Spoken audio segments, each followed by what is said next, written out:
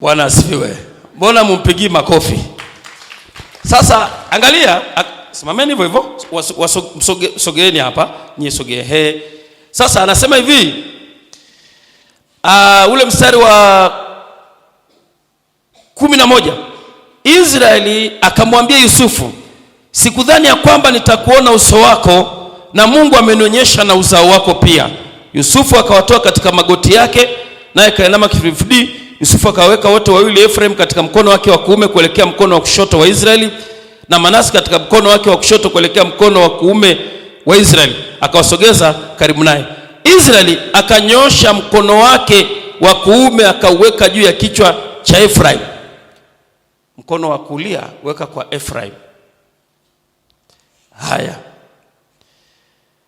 akaweka juu ya kichwa cha Efraim aliyekuwa mdogo, na mkono wake wa kushoto akaweka juu ya kichwa cha Manase.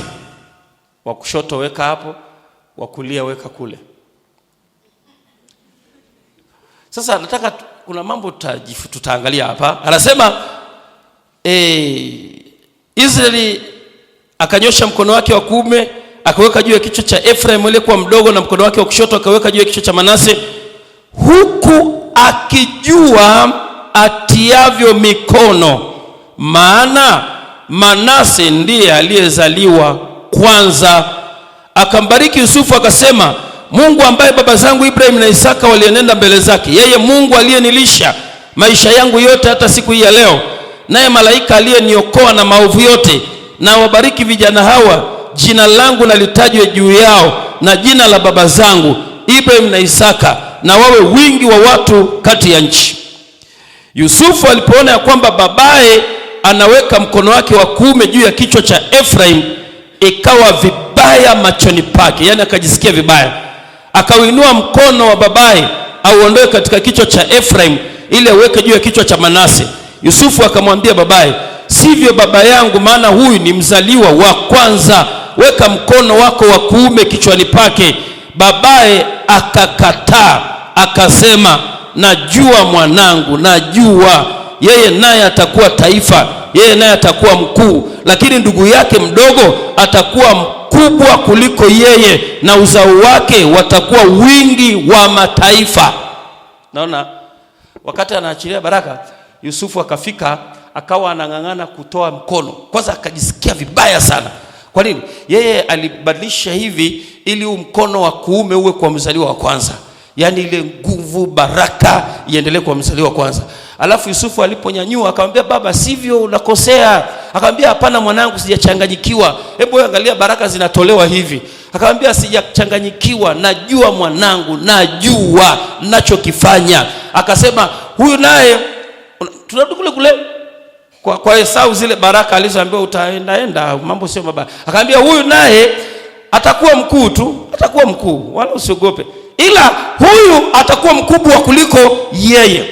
Alafu akawabariki akasema, Mungu aliyenilinda maisha yangu yote akaniepusha na maovu, malaika aliyenitokea, akasema huyo Mungu awabariki vijana hawa.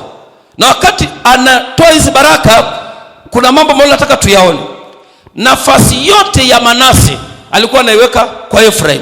Alipoambiwa toa kwa Efraim mkono wa kuume weka kwa Manase, akasema najua, ila huyu atakuwa mkubwa kuliko huyu. Angalia maneno aliyoyazungumza tena pale mbeleni, wakati huo mikono iko pale kwa ajili ya baraka. Akasema hivi, akambariki Yusufu akasema, Mungu ambaye baba zangu Ibrahim na Isaka walienenda mbele zake, yeye Mungu aliyenilisha maisha yangu yote hata siku hii ya leo, naye malaika aliyeniokoa na maovu yote, na wabariki vijana hawa, jina langu na litajwe juu yao, jina la baba zangu Ibrahim na Isaka, na wawe wingi wa watu katika nchi. Yusufu alipoona ya kwamba baba anaweka mkono wake wa kuume juu ya kichwa cha Efraim, ikawa vibaya machoni pake, akauinua. Babaye akamwambia, najua ninachokifanya. Haya, mstari ule wa 19, babaye akakataa akasema, najua mwanangu, najua yeye naye atakuwa taifa, yeye naye atakuwa mkuu, lakini ndugu yake mdogo atakuwa mkubwa kuliko yeye, na uzao wake watakuwa wingi wa mataifa. Mstari wa 20, akawabariki siku ile akasema, angalia sentensi inayofuata, akasema watawabariki katika ninyi wa Israeli, watawabariki wakisema, Mungu na akufanye kama Efraim na Manase. Unajua alitakiwa asemeje? Mungu na akufanye kama Manase na Efraim. Akasema Mungu na akufanye kama Efraim na Manase. Akamweka Efraim mbele ya Manase. Haya, mweke Efraim mbele, Manase mweke nyuma. Akawapanga vile. Akamaliza, akamwambia Yusufu, haya nimemaliza, nimetoa zile baraka. Ile biashara ikaishia pale. Sasa tukakae. Bwana asifiwe. Unajua kwa nini naeleza kwa habari hizi nafasi za kwanza na nini? Viko vitu vya kujifunza kwa habari ya nafasi za uzaliwa wa kwanza na wa mwisho. Huyu baba, huyu mzee Israeli ndio kwanza kafika Misri. Alipofika Misri, yani kitendo cha kufika tu kakutana na Yusufu. Yusufu kamsalimia. Hawajakaa, hajapata historia ya Manase, ya Efraim, kwamba alikuwaje, aliendaje, yukoje, maisha yake. Alipofika tu pale, cha kwanza tu akasema Yusufu, baba hawa ni watoto wangu Mungu amenipa hapa. Akamwambia hebu walete. Akawabusu, akawakumbatia sana. Alafu Yusufu akawatoa kwenye magoti yake, akamweka Efraim upande huu, akamweka Manase upande huu, ili Israeli akitoa baraka, mkono wa kulia unaotumika kutoa baraka uende kwa mzaliwa wa kwanza. Alafu ule mzee anaweka hivi. Nani alimwambia? Aliona nini kwenye ulimwengu wa roho? Aliona nini?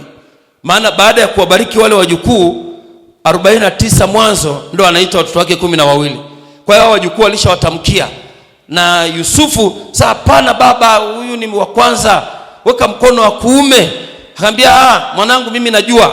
Na akakataa kabisa.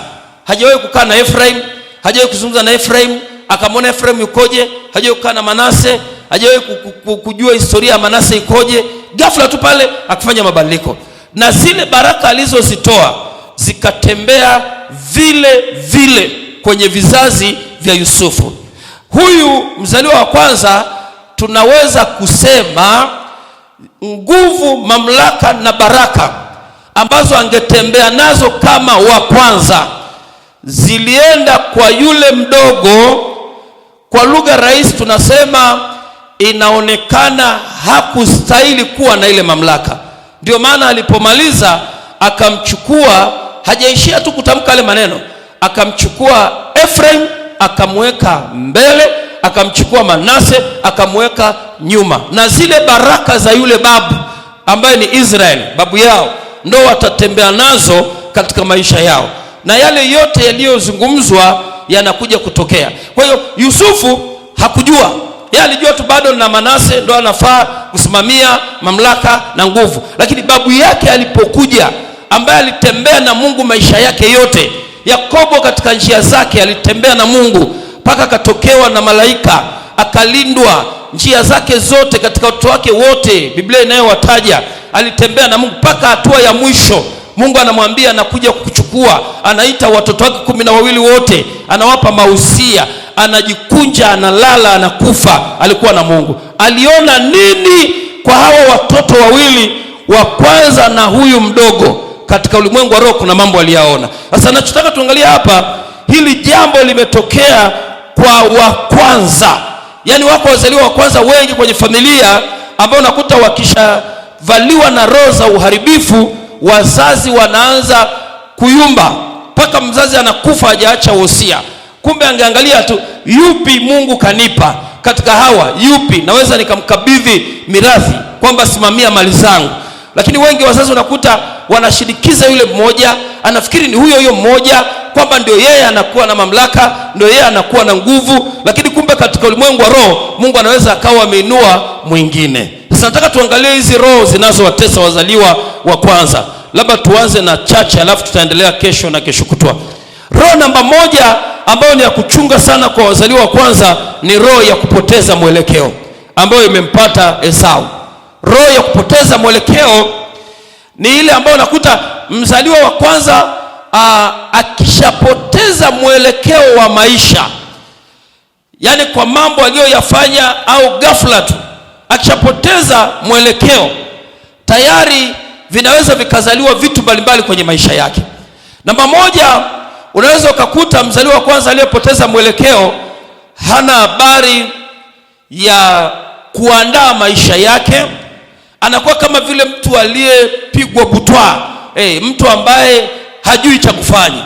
Ndio hapo unakuta wadogo zake wanapita, wanaenda, wadogo zake wanaendelea mbele. Ndio maana unaona Esau alikuwa anayumba, uzaliwa wa kwanza ameuza, alafu baadaye anakuja anasema nilichukuliwa kwa hila, wakati naye alisema wewe nipe chakula mimi nakuuzia, itanifaa nini? Alafu baadaye tena baraka zile zimeondoka. Biblia inasema akalia kwa machozi na hakuipata. Katika kitabu cha Waebrania anasema alilia kwa machozi, akaanza kupoteza mwelekeo. Lakini pia hata nchi ya Misri walipigwa wazaliwa wa kwanza wote. Hata Farao kama alimwandaa kijana wake wa kwanza akawa amepoteza mwelekeo. Hiyo ni roho namba moja. Wanateswa na roho ya kupoteza mwelekeo. Unakuta mwingine ndugu zake wote, huyu ameenda mahali ana maisha yake, huyu anapambana kule, yeye unakuta yuko hapo hapo nyumbani. Akishapoteza mwelekeo hata cha kufanya haoni, ni mtu wa nyumbani tu. Unakuta kijana wa miaka 35 kuelekea mpaka miaka 40 na yuko tu nyumbani, wadogo zake wanapambana kule, na akishapoteza mwelekeo, hawa ndio wale wanaotamani baba afe ili wabaki na mali. Na ukikaa vibaya kama amepoteza mwelekeo, anaweza akaanza na wewe. Akiona ufi anauliza vipi baba, mbona nang'ang'ania hapa duniani? Yaani akishapoteza mwelekeo hapati tena nafasi ya mbele. Roho namba 2 ni roho ya kutaka na kupenda kuabudiwa. Ukishaona mzaliwa wa kwanza anataka na anapenda kuabudiwa, yani anataka wale wote wadogo wamwabudu yeye, yani akishasema amesema. Ukishaona roho ya namna ile, ujue katika ulimwengu wa roho, huyo hata akiachiwa mamlaka anaweza akawasumbua sana hawa. Kama hakuna utaratibu mzuri wa mirathi ulioachwa, anaweza akawasumbua sana hawa. Roho ya kutaka na kupenda kuabudiwa ni roho moja hatari sana kwa mzaliwa yeyote wa kwanza akishaanza kuwa nayo. Roho namba 3, mara nyingi sana wazaliwa wa kwanza wanateswa na roho ya kusimamia ibada za mitambiko kama baba alikuwa anafanya hiyo kazi. Na hapa si kila mzaliwa wa kwanza, ila iko hivi. Kama mzaliwa wa kwanza yuko bega kwa bega na baba yake mzazi, wanapatana, alafu hajaokoka, alafu baba ana mambo ya kufanya ibada za mitambiko, anapokaribia kuondoka, atakayesimamia ile ibada ya mitambiko, mamizimu yale, ni huyo mzaliwa wa kwanza. Yaani ni ngumu sana kukuta baba atampa mwingine, huyo wa kwanza ndio atasimamia. Na akisimamia huyo wa kwanza, akawa na ile nguvu na mamlaka ya mzazi, alafu na mzazi akawa kwenye haya mambo ya ibada za mitambiko, mamizimu yale, yeye anakuwa na nguvu kubwa kuliko tena hata baba huyo alivyoondoka. Yeye anaweza akawaendesha hawa wadogo, na wakati mwingine akawalazimisha mpaka wakaingia kule kama hawajakutana na Yesu. Lakini kama yuko kinyume na baba yake, hawaivani na baba yake kwa mambo fulani fulani, anaweza asiachiwe, ataangaliwa mwingine wanaoendana. Lakini asilimia kubwa wanakabidhiwa. Hata mambo ya uganga haya, unakuta kama baba ni mganga, alafu ana mzaliwa wake wa kwanza wa kiume, wanaivana vizuri na anapenda ya mambo ya kishirikina, huwa akifa anamwachia. Utasikia tu unaona ule uganga aliachiwa na baba yake, unaona ule uganga aliachiwa na baba yake. Yaani mara nyingi hizi roho zinalenga hizo nafasi. Lakini roho nyingine ambayo ni ya kuchunga, namba 4, ni roho ya kuwatumia wengine kama watumwa. Wako wazaliwa wa kwanza, unakuta hata wakiwa wadogo au wamekuwa watu wazima, wana tabia, wana roho inayowafanya wawafanye wengine kuwa watumwa. Yaani wanawatumia wadogo zao kama watumwa. Kwa mfano, naweza kusema tunataka tumjengee baba yetu nyumba au mama yetu. Sasa ukishaona mzaliwa wa kwanza yeye anasukuma wadogo, alafu yeye anakaa nyuma. Labda jamani tuchange gapi? 200,000. Wewe 200,000, alafu yeye hatoi ya kwake. Zile zinafanya kazi. Na mkichanga hizo mkamkabidhi na nyingine anakula, alafu mkimgusa anasema mimi ndio kaka yenu, mtawalaani. Yaani kuna namna anawatumia kama wengine kuwa watumwa, na wengine sasa kwa hekima na busara anasema tusigombane na kaka, cha msingi tusimpe hela, maana kumpeleka polisi hawawezi, kupigana na kaka yao ni shida, na hela amekula. Kwa wanachofanya na wanajihami kweli. Mnasemaje kama niyo nyumba jengeni wenyewe, hivyo vihela ni vihela vidogo. Yaani yeye anaweza akawashurutisha wafanye kazi, yeye akabaki nyuma. Hata hapo nyumbani ukuta mzazi ana watoto wa kwanza labda wa kiume au wa kike, alafu mzazi akasafiri alfajiri kama saa 12 hivi, labda ametoka hapa Katoro anaelekea Bukoba au Mwanza. Kwa hiyo ana shughuli ya siku nzima, alafu ana watoto labda 7, wa kwanza form 4, wa pili sio la 7, mwingine mpaka kale kadogo kachekechea. Sasa huwa mara nyingi wa kwanza ukitaka kujua anawatumia wenzake kama watumwa au anajitambua. Maana unajua Yesu aliwahi kusema maneno haya, ukitaka kuwa mkubwa lazima uwe mtumwa wa wote. Yaani ukitaka kupata kuwa juu lazima ukubali kuwa mtumwa, yani kutumikia wengine. Sasa ukishachomoka tu pale, huyu wa kwanza kama ameshaanza shida kwenye maisha yake, amevambiliwa na hizi roho za kutaka kuabudiwa na kuwatumia wengine kama watumwa, anaanza kupanga majukumu pale nyumbani. Ukishachomoka tu anachukua nafasi ya baba, au kama ni hakika anachukua nafasi ya mama. Wazazi wameondoka, anaanza kupanga majukumu. Kupanga majukumu si shida, lakini angalia anapanga majukumu alafu mwisho kifuatacho ni nini? Anaanza wewe wa form 2, wewe utaosha vyombo, utafua. Haya, wewe hapo utalisha kuku, wewe hapo utafagia uwanja, kale kadogo wewe utaokota makaratasi, wewe hapo utaenda sokoni, alafu wewe uliyebakia wewe kazi yako ni kusomba maji. Alafu anaenda kwenye kochi, analala, anaangalia TV. Anauliza mmemaliza? Bado. Uko hapo. Akija, wewe mbona umekaa hapa? Fanya kazi. Anarudi tena analala kwenye kochi. Ukija unakutana na kesi zimejaa hivi. Vipi? Amenipiga kaka au dada amenipiga. Huyu mtoto haniheshimu huyu. Hajui mimi ndio kaka yake. Yaani analazimia hajui mimi ndio kaka yake.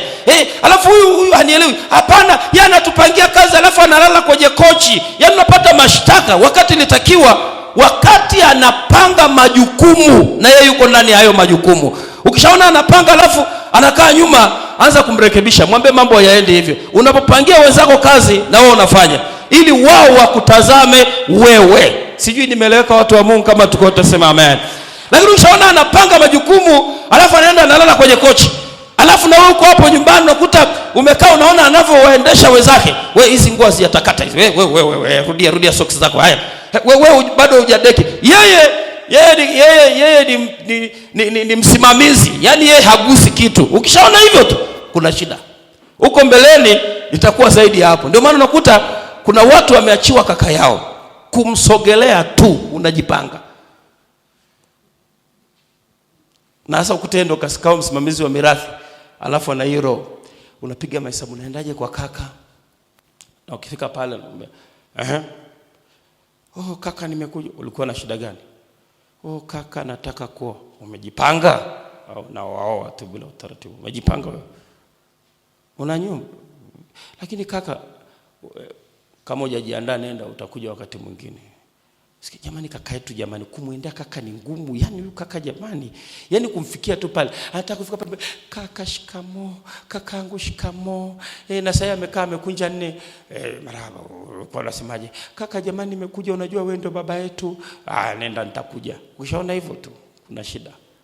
Yaani kaka anatakiwa akifuatwa iwe rahisi kufikiwa. Kaka nimekuja. Mdogo wangu kulikuwa na nini? Na 1 2 3. Mmefikia wapi? Tumefikia mahali fulani. Sawa, hili jambo linawezekana. Wewe nenda tutakuja kulishughulikia. Ukishakuta anataka na anasema hamjui mimi ni kaka yenu. Unajua kuna vitu uhitaji kujitambulisha. Hata ndani ya nyumba ukisikia tu mwanaume anasema hamjui mimi ndio baba huko ndani, huyo anahitaji maombi na ushauri.